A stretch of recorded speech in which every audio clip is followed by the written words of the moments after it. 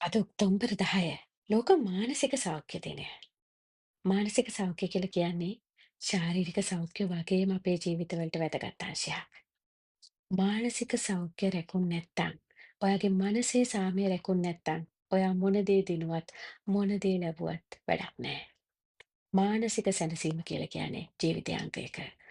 කවුරුම හරි කෙනෙක් ඔයාගේ මානසික සැනසීම නැති කරනවා නම්, මොකක්ම හරි සිද්ධියක් නිසා ඔයාගේ මානසික සැනසීම නැති වෙනවා නම්, ඒ දේවල් වලින් ඈත් වෙන්න දෙසරයක් හිතන්න එපා.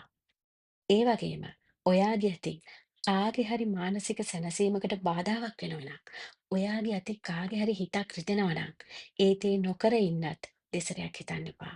මොකද මිනිස්සෙගේ අතක් පයක් කැඩෙනවට වැඩිය භයානකයි හිතක් කැඩෙන එක. අතක් පයක් කැඩුනොත් අපිට පේනවා. හිතක් කැඩුනට පේන්නේ නැහැ. ඉතින් බෙහෙත් කරන්න ඕනේ කොතනටද කියලා අපිට හරියට මතර ගන්න බෑ. මිනිස්සුන්ගේ වචන නිසා, මිනිස්සුන්ගේ හැසිරීම නිසා සමහර මිනිස්සු මුළු ජීවිත කාලෙම මානසික රෝගීන් බවට පත් වෙනවා.